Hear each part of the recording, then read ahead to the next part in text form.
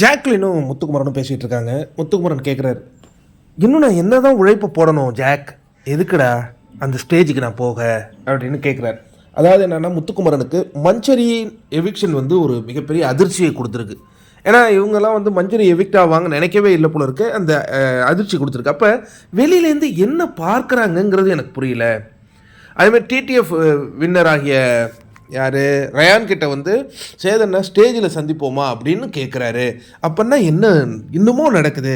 இன்னும் நீ இந்த டிடிஎஃப்பில் யார் ரொம்ப பதட்டமாகவும் படபடப்பாகவும் இருந்தாங்க அப்படிங்கும் பொழுது என்னுடைய பேரை தான் ஹவுஸ்மேட்ஸ் எல்லாருமே இப்போ பெருவாரியாக சொன்னாங்க.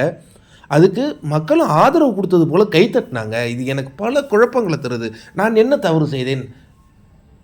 நான் ஓவர் இன்வால்மெண்ட்டாக இருந்துட்டேனா? ஒன்றும் புரியலையே ஜாக்கு. 12 வாரங்கள் இருந்த நிலைமை அப்படியே எனக்கு மாறி இருக்கிற மாதிரி தெரியுது அப்படிங்கிற மாதிரி முத்துக்குமரன் வந்து ஜாக்லின் கிட்ட கருத்துக்களை சொல்லிகிட்டு இருக்காரு. அதுக்கு ஜாக்லின், நீ விளையாண்டது நீ விளையாண்ட, அவள் தாண்டா, நடந்தது முடிஞ்சிச்சு, அது பாட்டுக்கு நீ தட்டி விட்டு போயிட்டே இருக்க வேண்டியதானே. இல்லை ஜாக்கு, ஏதாவது நம்ம தப்பு செஞ்சிடக்கூடாதுன்னு நான் இருப்பேனே தவிர்த்து இப்போ செய்த தப்பை நான் மறைப்பதற்காக சில விஷயம் பண்ணியிருக்கணும் அப்படிங்கிறது இவங்கெல்லாம் செய்கிறது. அதாவது சேதன் ஒரு கேள்வி கேட்குறாரு, அந்த பதட்டமும் படபரப்பும் இருக்குது அப்படின்ட்டு நான் ஒரு பதில் சொல்கிறேன்.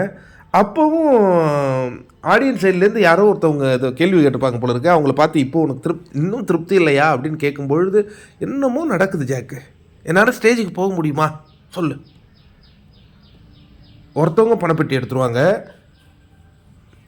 2 பேர் எவிக்ட் ஆகிடுவாங்க, என்னன்னு தெரியலையே அப்படிங்கிற ஒரு கன்ஃபியூஸில் முத்துக்குமரன் இருக்கிறத நம்மளால் பார்க்க முடியுது. அவர் ஸ்டேஜ்னு சொல்கிறது அந்த டாப் 5 கிடையாது, அந்த டாப் 2க்கு போக முடியுமா அப்படிங்கிறது தான்.